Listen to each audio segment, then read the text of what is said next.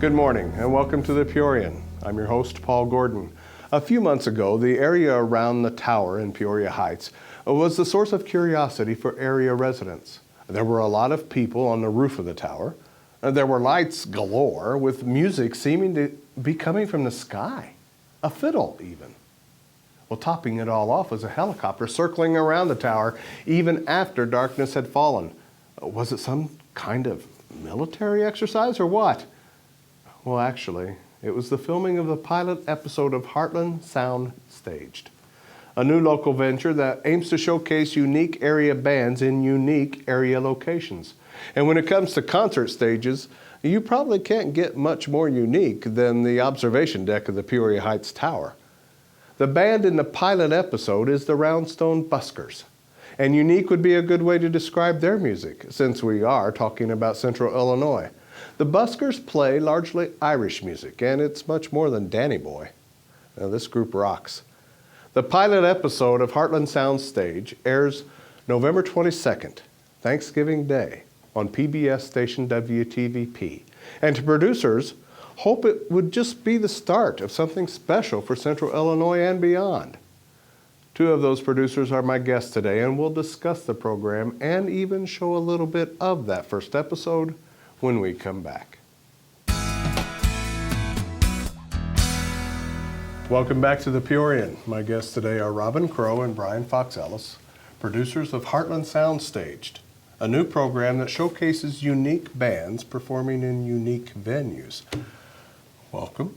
Good to be here. I'm glad you're here with the show. The first question is probably obvious. What is Heartland Sound Staged all about?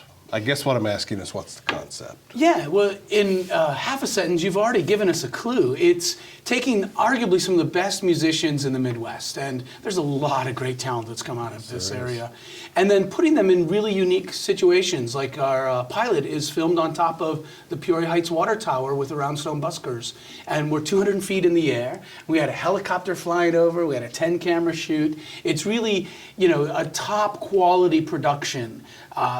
Without a doubt, the same level of anything you'd see in New York, LA, or Chicago. We have some of the best people volunteering to film this. Mm-hmm. And we want to showcase the wonderful talent that is blossoming here in the Heartland. How did it all come about? We started discussing this amongst ourselves with Paul Kluber and Tony Crowe, who are our other two partners in this production company, which is cool to have a small television production company. It's a big deal to have it, and we're very proud of it. And Paul had this idea, this concept for a long time. And he came to the three of us and said, hey guys, with each individual talent, we bring ourselves together, we're gonna have ourselves something to talk about. And the coupling of the music that's been nurtured in this region, along with some of the landmarks and locations that have fallen by the wayside, bringing attention back to them, breathing new life into them. It just blossomed from there, a simple conversation. And I'll say that, Paul Kluber is one of the driving forces because he knows everybody in television production in this area and really pulled a lot of strings to pull together this incredible crew. And then, Robin and Tony know the musicians and know this wonderful talent pool, and I'm the host. I'm kind of the face of the show, and I add kind of a layer of the ethnomusicology and kind of the cultural history. Why has the world immigrated to the Midwest? And of course, the world has immigrated here and brought their music with them. So it is a very diverse musical scene you'll find here. Okay. How long did it then take from that stage to actually shooting Took us about probably 7 or 8 months. We talked about it last November. It's been almost a year. It's amazing. It's wonderful. But we're going to be on the air in November, so in less than a year to pull a show together, that's and it's pretty airing amazing. November 22nd at 8 o'clock on WTVP. Now, is WTVP the only place that it's airing? Well, presently. Yes. Presently. But Linda, the producer there, has already put the word out to regional public broadcasting service so that we're hoping pretty quickly to be a Midwest phenomena. And if we can find the sponsors, if people will step up and help to fund the show, then we hope to go national in the short term. And this pilot is ready, and as soon as it launches, then we're hoping next summer to film our first season. Who is on the team? You mentioned the four of you. Is that? Yes, that's our production team. The team that did the pilot, there were 50 people. Right. And they were all volunteer. And they were all expertise at the top of their game. And we were fortunate for all of us to put all of our heads together and find these people for every department. It was amazing. And everybody did it because they believed in the concept, and they saw it through to the end. And you said 10 cameras? Yes. Yeah, we had a 10-camera shoot. We had a couple of remote cameras that just ran the whole time. Yeah. We had several cameramen working the camera, but my favorite, of course, was having the helicopter fly over. Everybody's favorite was. Got some really good footage. Yeah. How did you get the helicopter? It was volunteered by Jeff Green. Green Chevrolet. Yeah. We asked. Yeah. That's Doesn't hurt to ask. That's our community. When we come back, we're going to talk about why the Roundstone Buskers and why the Peoria Heights Tower.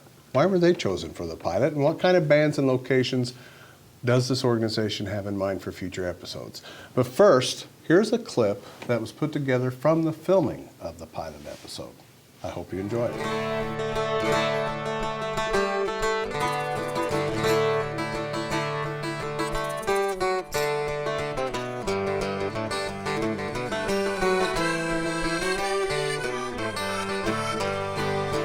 I took out my old dog.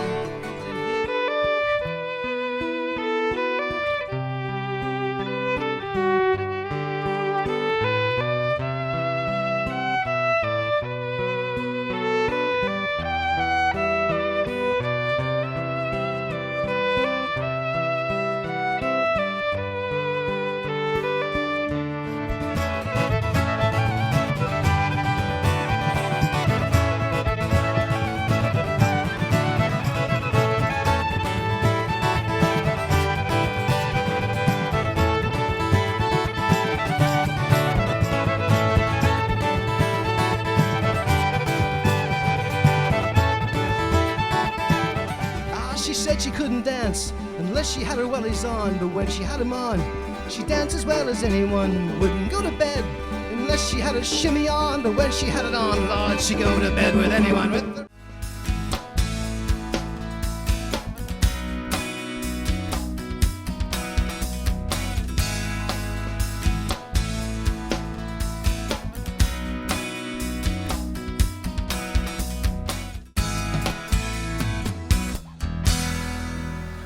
Welcome back to the Peorian. I'm with Robin Crowe and Brian Fox Ellis, producers of Heartland Sound Staged. It's a new television program that will showcase unique area bands performing in unique locations. Guys, I've seen Roundstone Buskers before, and I know how good they are.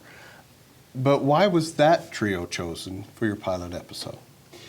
Well, I think, without a doubt, they are one of the best Irish bands touring, period. I have a really good friend who, I write musical theater, and she was in a show, and I hired the Buskers to be in the show. Oh. And she went to Ireland in part because of this production, and she spent 3 weeks looking for traditional Irish music and said the Buskers were as good as anything she saw in Ireland, if not better. She was spoiled by them. And also their cooperation. Yeah, they're very easy to work with. 110%. As far as anything that we needed from them, they came through for us, and the talent was phenomenal, as you will see on the show. As far as the tower, that was, we all just went, what a cool idea. And the minute we went up there, and we had earmuffs on and gloves and coats, and it was, we said, this is it. I mean, you look 360 degrees and you see the entire Illinois River Valley. It's just beautiful, and you realize that a lot of the folks that worked with us on the cruise said, you know how many years it's been since I have been up here to the top of the tower, and would go home and bring their children or their mom and dad and say, let's go up to the top of the tower, and it kind of breathed new life into the observation tower. So. Will the vistas from the tower be evident in the Oh, for yes. show? We Oh, had my the goodness. perfect summer sunset. And we filmed in 3 segments, full Yes, we light, did. right at sunset, and then after dark. And so even after dark, you can see the lights of the city in the distance. And because of the camera angles, for a lot of it, you're seeing the Illinois River and Forest Park and the forested bluff. And you could almost imagine you're in the rolling hills of Ireland. And then another camera angle, and you see the city lights, and you see downtown. And you couldn't imagine a better spot. And the sunset was the most prolonged half hour of gorgeousness you could imagine. Now this is a 45-minute show? 52 minutes. It's 52 an hour minutes. show. Yeah, but it's- Okay. yeah, mhm. How long did you film for that hour-long show? Oh, probably we're up on top of the tower for 4 hours, you know. That was just, it took us 2.5 days to set up. to set up. That's another story. Yes, but as far as the shooting, 4 to 5 hours, yeah. Yeah. Yep. And we had wardrobe changes and things in there, but we had, shooting dinner. the show. Yeah. A wonderful dinner, yes. Great. How many- Thank you to all our caterers, by the way. Well, how many people were you able to fit up there on the observation deck? I think we had about 15 or 20 audience, and then another 8 crew, and then the band, and the host. Yeah. And, So 25, 30 people max. and some heavy And equipment. a lot Lots of gear. equipment. A Yeah. lot of gear. 2 days just hauling it up there. And wiring yeah, and getting it ready. yeah. So. Yeah. And we also, what we did is we had a screen and we had audio down on the plaza. So we had a lot of the surrounding neighborhoods bringing their lawn chairs and their children and came and watched the shooting of Heartland Sound Staged down on the plaza. Yeah. which- Future episodes, what kind of bands will you want? What kind of locations? We will really you want to scout? celebrate the diversity of music. So we're thinking like a bluegrass band out at Wildlife Prairie Park, and the diversity of locations. You know, maybe a jazz or a classical band or orchestra in one of the vineyards of Central Illinois. Coupling the band with the location is the makes most sense. exciting part of Yeah. what we do. And of course, putting a band on a boat on the Illinois River in the spirit of Peoria. Sure. Really trying to get some of the more unique Midwestern locations. Cliff dwellings are not out of the question.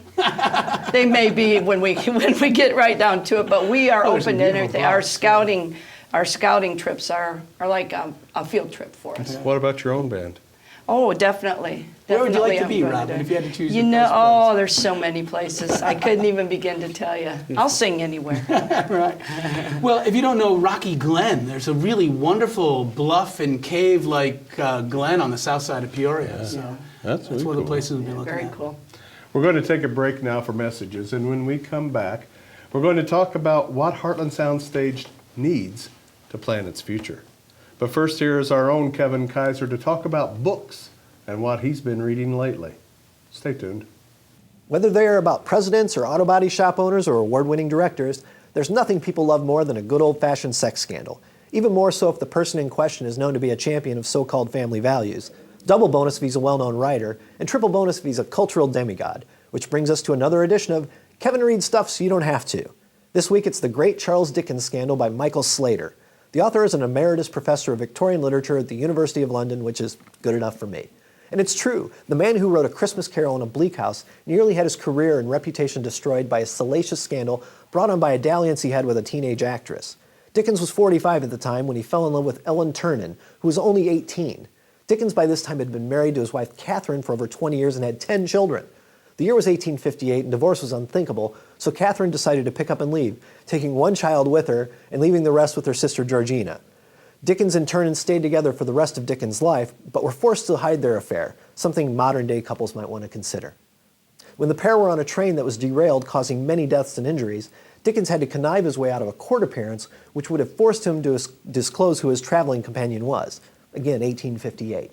Although having said that, a 40-something shacking up with a teenager has generally been frowned upon throughout the ages and even today. Ask Woody Allen. And Woody wasn't really regarded as a great proponent of hearth and home in the first place like good old Chucky D. Anyway, the book outlines the scandal which Dickens managed to contain for the remaining 12 years of his life. After his death and over the ensuing decades, amazingly, his family maintained radio silence as well out of respect for the Dickens children. After the last living son died in 1934, a burst of speculation hit the literary world with accusations coming from far and wide, including accusations of an illegitimate child. Because, like I said, there's nothing more people love than reading about what other people do with their naughty bits. And dead people can't sue. The book presents the most complete account of the scandal and ensuing cover-up ever published. It uses the author's letters and other archival sources not previously available. Slater shows how some writers concocted crazy yet plausible theories, while newspapers and book publishers vied for sensational revelations. This is a great book not only for Dickens fans, but also for people who love a good mystery with a teenage sex scandal thrown in, called a twofer. So there you have it, another Farm Fresh episode of Kevin Reads Stuff So You Don't Have To, and the book is The Great Charles Dickens Scandal by Michael Slater. And as always, you are welcome.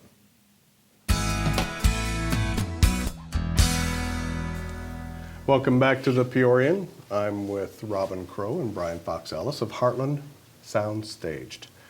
First and foremost, future episodes of Heartland Sound Staged will depend on funding. Isn't that correct? Yes, with any public broadcasting television show, we need our community support. And so if you would like to see this wonderful local production go national, then you can step up. Go to our Facebook page, Heartland Sound Staged, to see some great footage and to read more about the program. And we're in the process of building a webpage if you go to heartlandsoundstage.org. But also drop us an email. There's a link there from our homepage, and let us know if you'd like to help. What else are you planning on doing to generate funding? Basically, we're going to knock on doors. We haven't planned any fundraisers. We did do Kickstarter, and we are going to possibly attempt to do that again. And basically just going and knocking on doors, and the airing of the show is really going to help us to kick off that search for people that want to help support this kind of programming. Well, and there are a lot of companies in Central Illinois that are looking to recruit staff and to really convince them, to future employees, that there is a rich cultural tradition here. There's a lot of wonderful things. I'll admit, when my wife asked me to move to Peoria, I wasn't too excited. But now that I've been here for 20 years, I'm now one of Peoria's greatest cheerleaders. And That's right. I've done a lot of work with the Tourism Board and the Convention and Visitors Bureau, because there's a lot to celebrate here. And one of them is the live music scene. On almost any night, Wednesday through Sunday, there is live music to be found in Central Illinois. In really a lot great of talent. different genres. Yes, yeah. Also. Classical, opera. I mean, where else but Peoria could somebody like me perform with an Irish band one night and then perform with the Central Illinois Opera, and then maybe do some work with the Peoria Ballet and catch a great jazz concert. So if you want to help promote Peoria's cultural scene, this is one way you can do that. Now, is this the type of program you believe would lend itself to corporate sponsorships? Exactly. And when she says knocking on doors, we're not talking about neighborhood to neighborhood. We're looking at some big sponsors. Yes. So. And we would ultimately like to have 3 shows a season. So we'd like to do 3 a year. Okay. And we would like to have a sponsorship for that. And actually, any of you who run your own small company, if you're looking for a great way to promote your company, because if you're trying to sponsor one of the national productions, like Ken Burns or something, that's out of most people's budget. But you could sponsor this show at a reasonable rate and get the same kind of national exposure. Robin, you said earlier about the importance of the 50 or so volunteers that you had working on the pilot episode. Will more of that kind of volunteer effort also be necessary along with funding? It's always necessary, but not probable. I think that we got very lucky on our pilot to have that volunteer crew. It's going to take funding to move the series ahead. So we'd like to be able to pay our crew what they're worth, yes, and show darn incredible right. And effort. Yes, and we're working on trying to take care of that. So.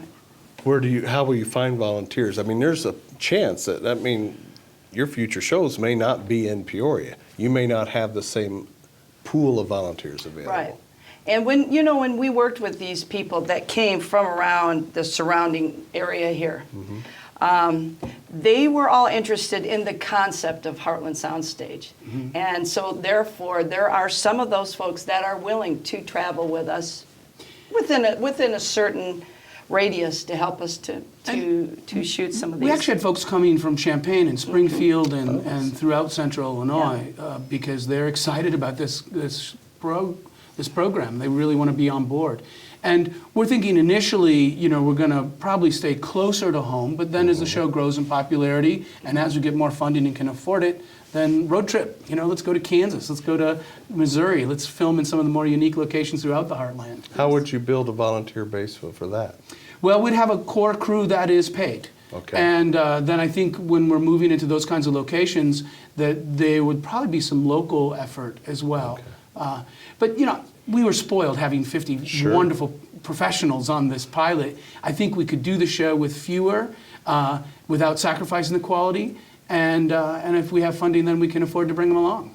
So. And going into these other communities and partnering with them will also help to build that relationship. Partnering with them how? By bringing in our show and featuring their communities or their landmarks in their areas. Okay. But we are excited to air on Thanksgiving evening at 8 o'clock on WTVP. So Okay. check us out. Thank you. Thank you for being with us. Good to be Appreciate here. it. Thank I you. hope you've enjoyed today's program and will watch the pilot episode of Heartland Sound Staged at 8 p.m. Thursday on WTVP. Remember, you can see this and other episodes of The Peorian on our website, thepeorian.com. And tune in for another episode next Sunday at 8 a.m. on WHOI TV and on our website. Have a good week.